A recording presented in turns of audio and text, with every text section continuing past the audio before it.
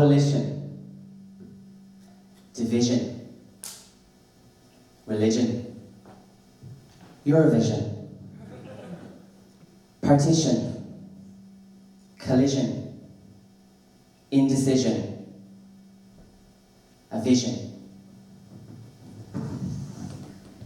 Thank you all for being here at this early stage work in progress of the Gospel of National Virility. My name is Stefan Fae, and this show has been kindly supported by a bursary that I got from the Abbey Theatre, and of course the wonderful Outburst Queer Arts Festival. That feedback there. There might be a few this is a post-COVID work in progress, so the rough edges are all part of the aesthetic. So I have been very busy with this one over the last while, and it definitely beats sitting on my couch furiously knitting scarves after scarves after scarves after scarves. But it's been great to be, working on something and finding something to sink my teeth into again. And what a fascinating subject. General Eoin O'Duffy. There he is there. Big fucking potato head in him. Show of hands, anybody who's ever heard of General Eoin O'Duffy? Okay, that's a healthy enough amount. He tends to get sidelined a little bit when we talk about 20th century Irish history. The War of Independence, the Irish Civil War, partition, but there's a lot to unpack here, let me tell you. So, he was an Irish revolutionary, he was a prominent member of the Ulster IRA during the War of Independence, he was a Gaelic revivalist, he was deeply involved in establishing the GAA as a cultural entity, he was the second commissioner of the Garda Síochána, a founding member of Fine Gael, who are currently in government in the Republic at the moment, as we speak, and he was also a fascist. Yeah, she was busy. These fascists are always busy. So in 1932, Eoin O'Duffy established the Irish fascist Blueshirt Party and also raised an Irish brigade to fight for Franco during the Spanish Civil War. Of course, Fine Gael are always very quick to keep that under their hats at every given opportunity, naturally. But wait, there's more. Eoin O'Duffy was also a confirmed bachelor. If you know what side his bread is buttered on. He was a confirmed bachelor who was obsessed with clean, healthy manliness. And according to his alleged lover, the effervescent co-founder of Dublin's Gay Theatre, Micheál Mac Liammóir, who was one fabulous queen, let me tell you. Don't know what he was doing with this lad, but sure look. Eoin O'Duffy also experienced same-sex desire. As David Hull would say, I'll leave that with you. Yes. So, this book is called, this one here, is called Eoin O'Duffy, A Self-Made Hero, and it was written by Fergal McGarry. Fergal is actually a lecturer here at Queen's, and we haven't probably met yet in person, but I think he might be in the auditorium tonight, is he? Hello, Fergal. Thank you for the book. I was in the National Library down in Dublin there last week, rifling through Eoin O'Duffy's papers, and I feel like my work would have been cut out for me if I had to literally look through all of those bits and pieces of, his handwriting and whatever else. So thank you for the book. So let's see what Virgil has to say.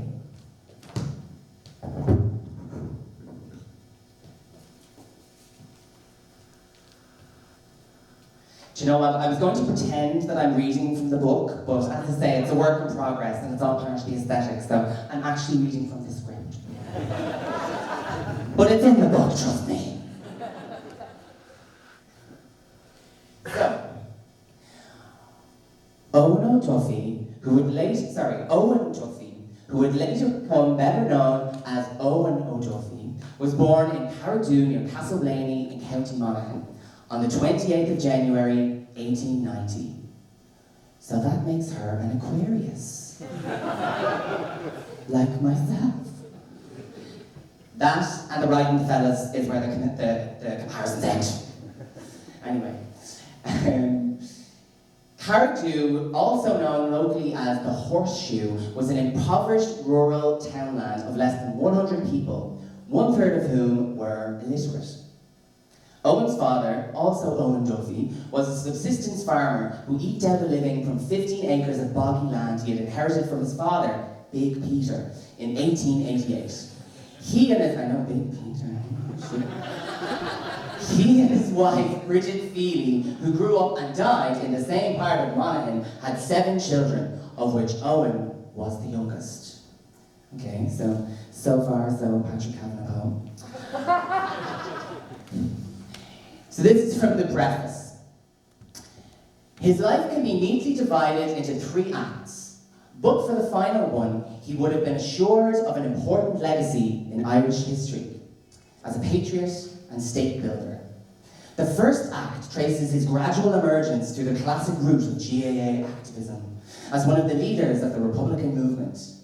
During the second phase of his career, as Garda Commissioner between 1922 and 1933, O'Duffy played the role of reactionary rather than revolutionary. The final tragic act, which begins with his suitably dramatic dismissal from his post as, by his political nemesis, Eamon de Valera. I heard an amazing Republican drag name the other day, Flamin' de Valera. Almost as good as Maud on Wild. Anyway, his political nemesis. The final tragic act was characterized by fascism and failure. O'Duffy's narrative arc, in contrast to that of any half-decent dramatic hero, was not characterized by adversity, acquisition of self-knowledge, and eventual resolution. Although repackaged in various forms, including cultural nationalism, republicanism, and fascism, his ideas, motives, and behaviour varied little throughout his life. While we could easily and reassuringly dismiss him as a pathetically flawed figure, a third-rate demagogue who clung to the coattails of Mussolini, Franco, Hitler, it was the same person who was appointed Chief of Staff of the IRA, Commissioner of the Garda Síochána, General Officer commanding the National Army, leader of the political opposition, and who spent most of his career basking in public approval. Rather than dismissing him as an unrepresentative anomaly, I would argue that O'Duffy's acquisition of power and status was partially a consequence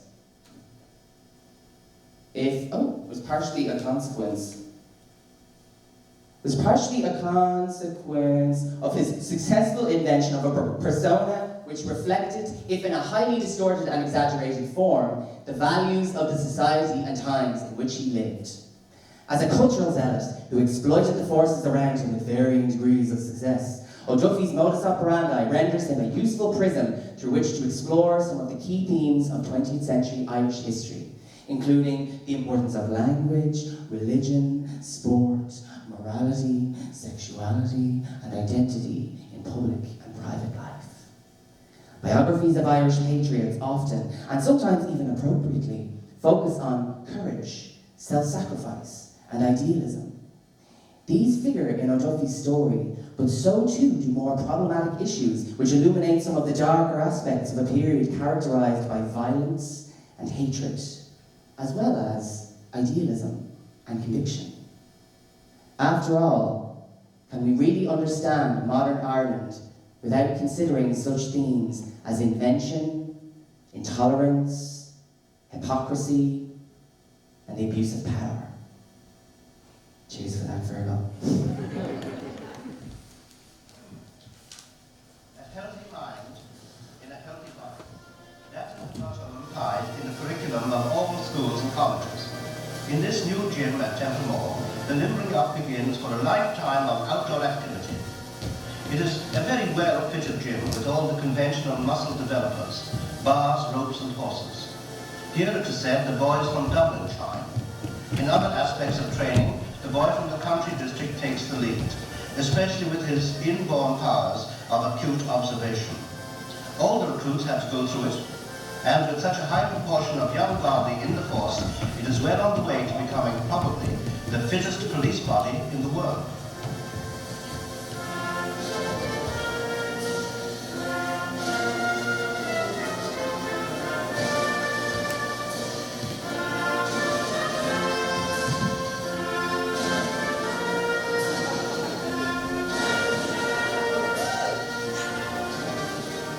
The course for recruits takes 18 weeks.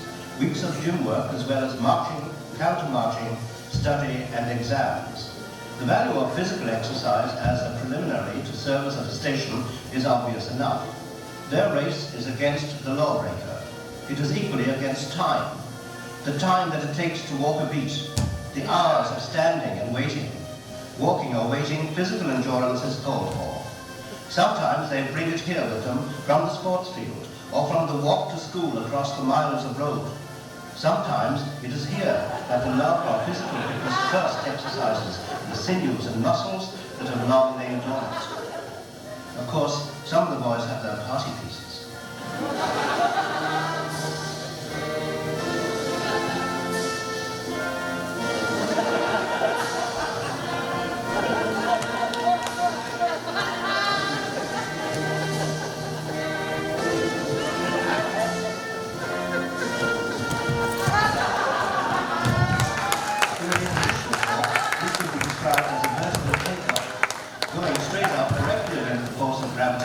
It is difficult enough with an engine.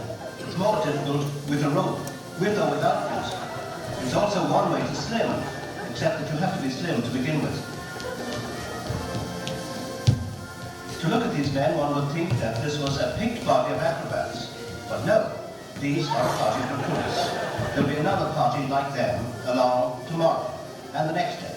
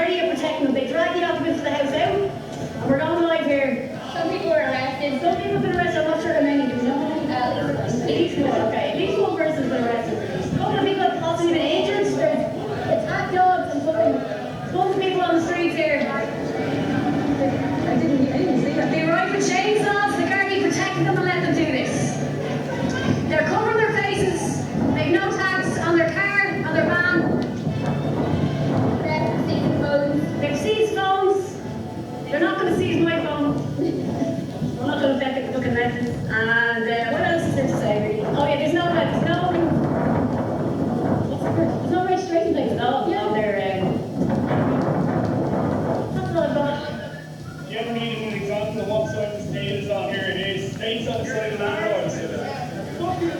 Shame, shame, shame, shame, shame, shame, shame on you. Shame, shame, shame on you. Shame, shame, shame on you. Shame, shame, shame on you. Shame, shame, shame on you. Shame, shame, shame on you. Shame, shame, shame on you. Shame, shame, shame on you. Shame, shame, shame on you. Shame, shame, shame on you. Shame, shame, shame on you. Here's the unmarked van with no tax. No front reg. No tax. Bunch of lads there behind it. I better not go there because they will all be gone. There's the rest of it.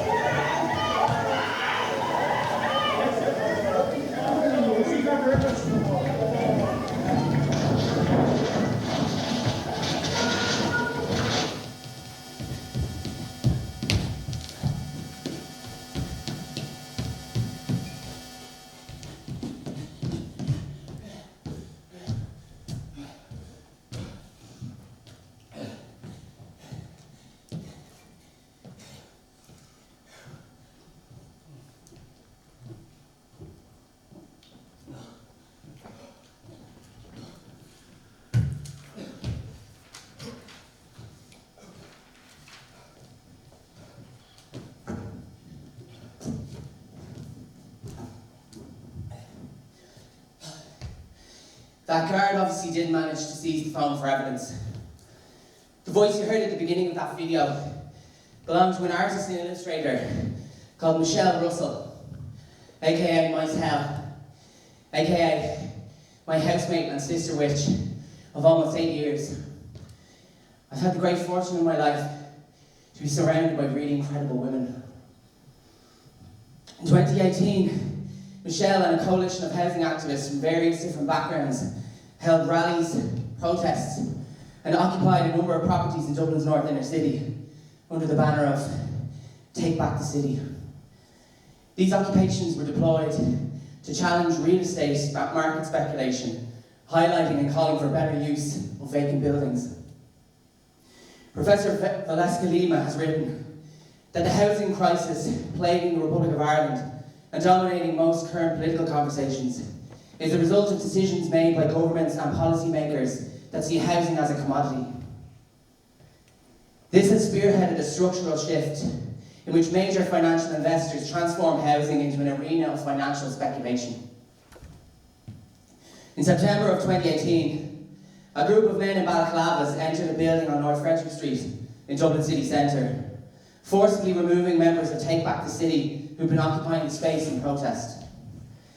While several of these men stood at the entrance to the property, more than a dozen Gardaí, also wearing face coverings, blocked protesters from accessing the building. Leo Varadkar, who was head of state at the time, emphasised his disapproval of the optics around the event, reiterating the fact that the Gardaí have a job to do. The true nature of this job and its relationship to private property has become more and more apparent, however, as the housing crisis has deepened. So the power of your authority is in your eyes, alright? So as a guard, you have to have the right amount of mascara on your eyes. So that when you open your eyes in the face of the scumbags on the streets of Dublin, you need to show that your eyes have a lot of power in them, alright? So get a good mascara. I'd recommend Maybelline. Maybe she's born with it, or maybe she's a guard.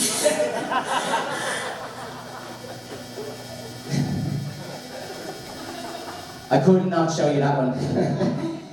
That's Sarah Devereaux, aka the Dirtbird, aka another sister witch, and my co-conspirator on a cabaret night I run down in Dublin called Spicebag. Thanks. Or at least we did in the before times. I've had the great fortune in my life to be surrounded by really incredible women. How am I going to do this now?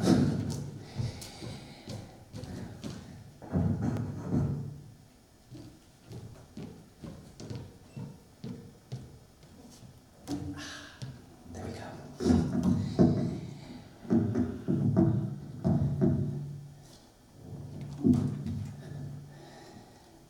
Aisling.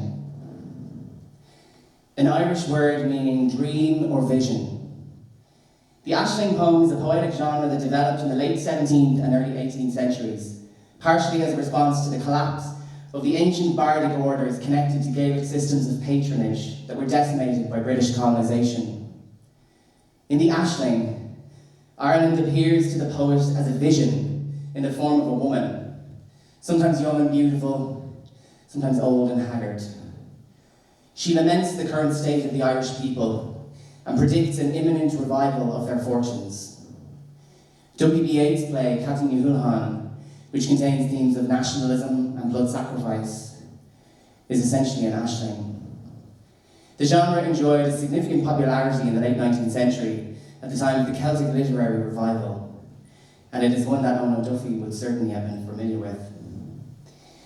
While I was researching for this project, I revisited some of the old Irish myths and legends in search of queer representation, and was reminded of the story of Cuchulainn and Ferdia. Some scholars believe this relationship to be an adaptation of the love between Achilles and Patroclus from the ancient Greek epic, the Iliad, which the bards who handed down the Irish versions of these stories would have been familiar with. Has anyone read the Song of Achilles by Madeline Miller? Yeah. Yes, it's good, right? It's like sun, sand, Mickeys, bum sex, gods and goddesses hopping in and out like they're in an episode of Xena Warrior Princess. More bum sex. classical mythology. The kids are going wild for it on TikTok. It's great. It's really good. You should read it. It's like right for like a Netflix adaptation. You know, somebody make that happen. Anyway, in the Iliad, a decisive moment for the Greek army occurs when the hero Achilles enters the fray at Troy, maddened by the grief at the death of his close personal friend and wartime companion, Patroclus. The Irish version of this relationship is much darker. You know, of course. In the Irish epic, Cuchulainn and Ferdia have to fight each other to the death, and Cuchulainn kills Ferdia by skewering him up the arse with a barbed spear called the gay bullock. Yeah. I have I'm actually going to read from the book this time.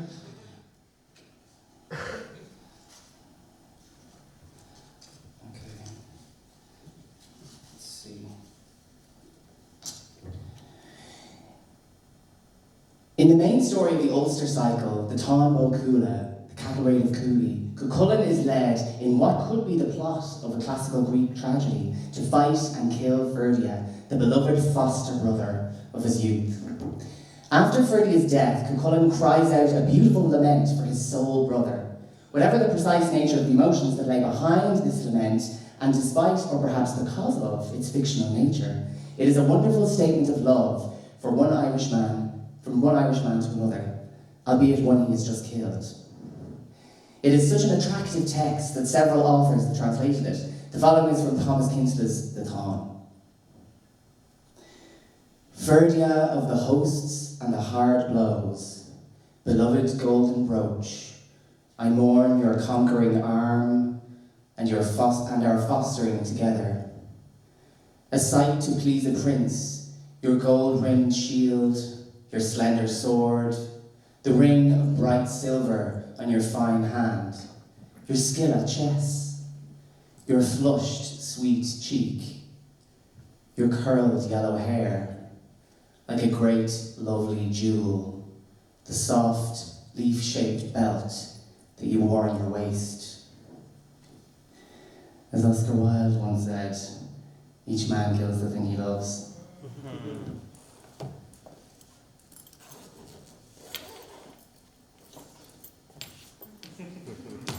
Just like on a pint of Guinness. Okay. Let's go. It's all going so well. How are we all doing? Good? It's my first time back in front of an audience for 2 years.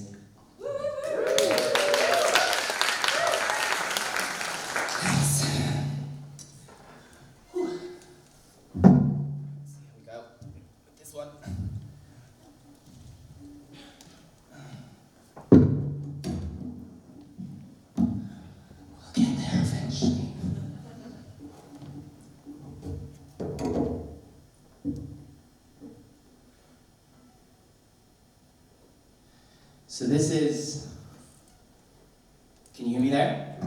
Yeah? This is an ashling for Eoin O'Duffy, Leo Varadkar.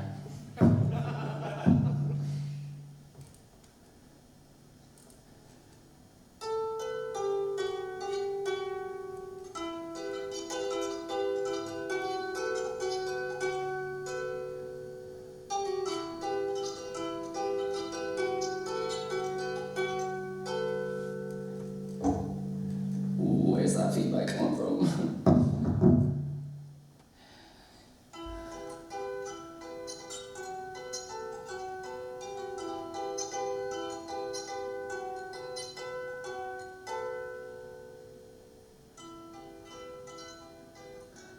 In 2017, Leo Varadkar poses for a photo.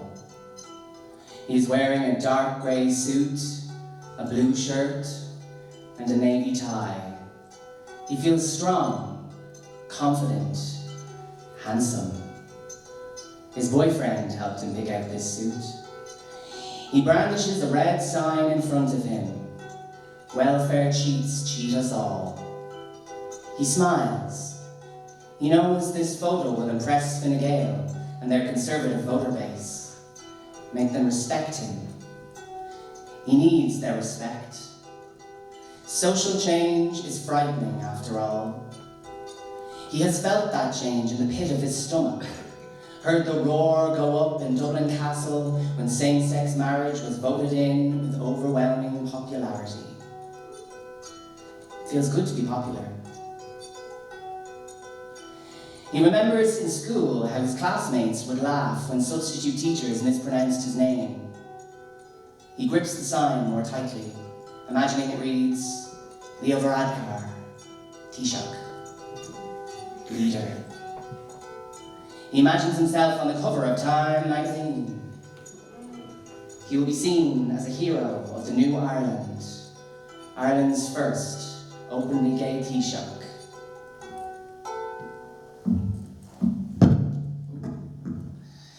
But what does he see when the darkness has crept into a place where compassion has slept?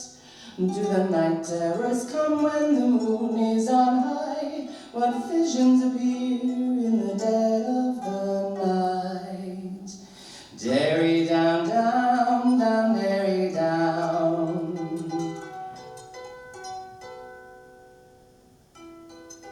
Eoin O'Duffy wakes with a start.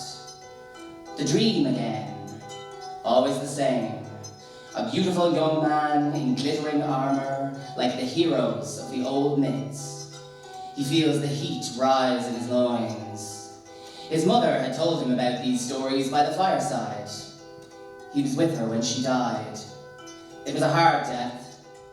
He had signed the death certificate himself, aged 12. He wonders how many deaths he has witnessed in his life, or how many people have died because of him. He stares into the darkness. He will end the suffering of the nation, delivering its people from chaos and despair. His efforts to adapt Mussolini's principles to the cause of Irish nationalism had failed. The Blueshirts had failed. But he will not fail again. He will establish a new party, Fine Gael. And this will be his legacy. But what does he see when the darkness has crept into a place where compassion has slept? Do the night terrors come when the moon is on high? What visions appear in the dead of the night? Derry down, down, down, Derry down.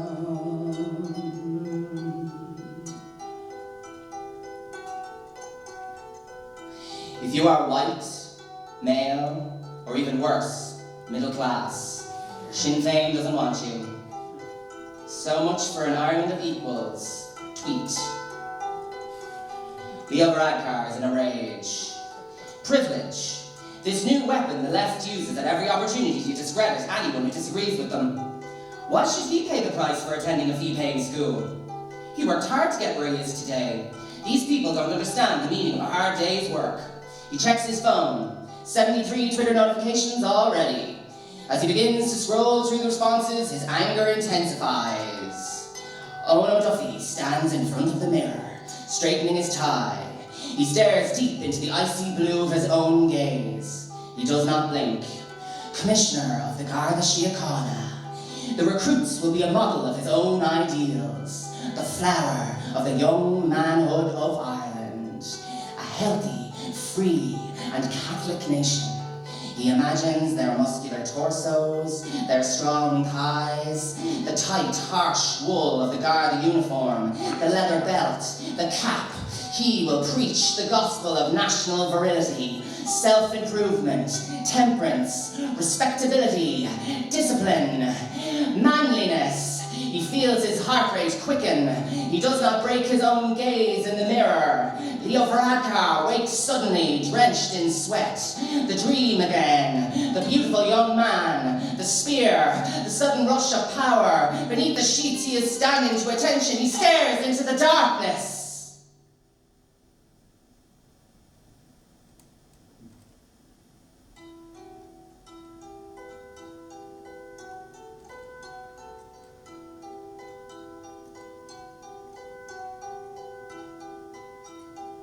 And thus, the hero found himself upon a vast and lonely plain.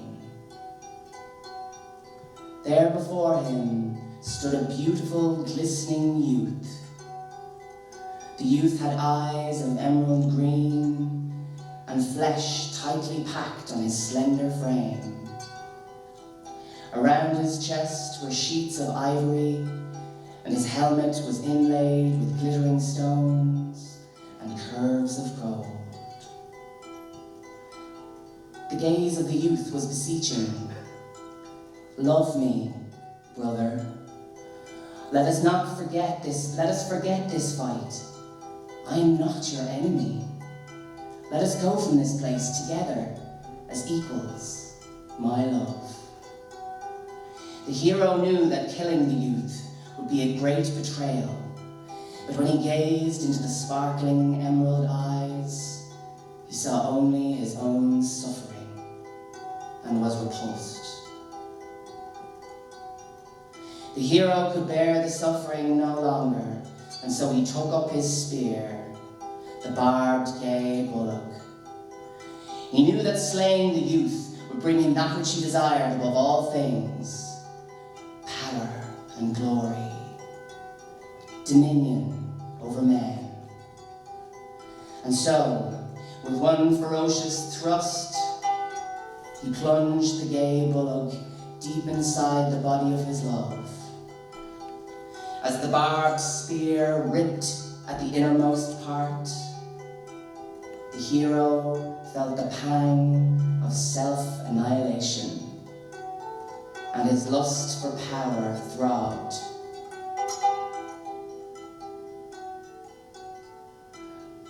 With his strong, manly arms,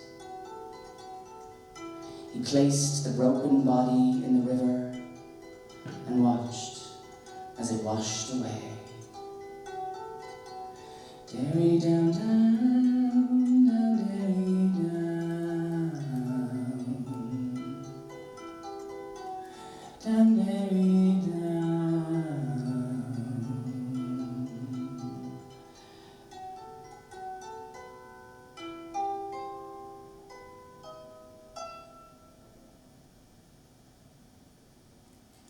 Thank you.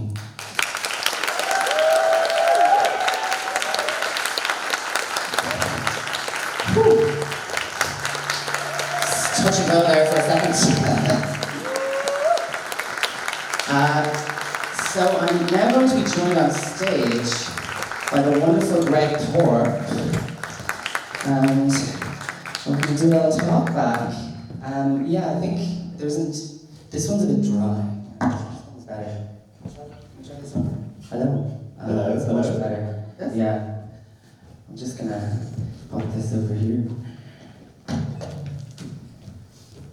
And I'll grab a chair.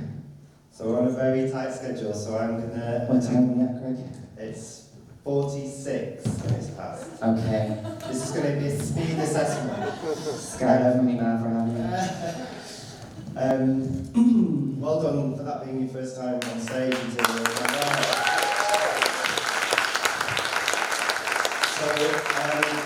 My name's Greg. I'm a writer and a queer producer from Manchester and a friend of Outburst and a friend of Stephen's. We've had some lovely conversations about this piece between us, but this is the first time I've seen this first iteration of it. And I'm going to give you my hot off the press impressions really about why a piece like this I think is needed at this particular moment. One, that there's a crisis in masculinity, and that could go either way for all of us, everyone in this room, I think. We're also in a time where we lack nuance. I think especially in queer circles, there's a blueprint for our politics, and if we're not able to follow that or to keep up with it, quite often the conversations can be shut down and ostracised. So we're in a time that requires nuance. about ourselves and about where we've come from. And we're in a time of police brutality, which is really the thin end of the wedge of the patriarchy. And an extension of that, and I'm glad that Sarah Shulman has sort of cast a spell over this festival because it's given us all an opportunity to think about homo-nationalism. So homo-nationalism is the point at which a queer person has so much economic and capital privilege that they start to identify with the state apparatus instead of with each other. And the culmination of that is someone, arguably, like Leo Varadkar. So this is why I feel that the urgency of a piece like this right now. But your starting point from that is this figure of Owen O'Neill. Owen O'Duffy. Can you tell us what the spark was, and if I've got the themes and the urgency right? You most certainly have. Thank you. So I got this commission from the Abbey Bursary to research this figure, and the commission was to do with the War of Independence and the Irish Civil War. So I started doing a bit of sleuthing, you know, for untold stories of complicated, evil and complicated gay men from history, which is the theme of an amazing podcast called Bad Gays. So really the spark came from Bad Gays, and you know, every time I would listen to an episode of this podcast, I would be like, they should do one about Leo. But I feel like, you know, that would be like the first shot to be fired, and like, who knows. But who knows, maybe Leo will see the final iteration of this. Well, I mean, I feel like we've started to have conversations about difficult queers in history, but there hasn't been the art to go with it, and I feel like this is also such a great opportunity. I'm also interested from a Shulman-esque point of view about when we make work and the content dictates the form. This is really wide-reaching, you know, internet memes, archives, police videos, and then the ancient form of the Ashland, and you're pulling it all together. How is the material shaping what you do, and how do you see it playing out? Well, it's complicated, right? There can't be just like one perspective.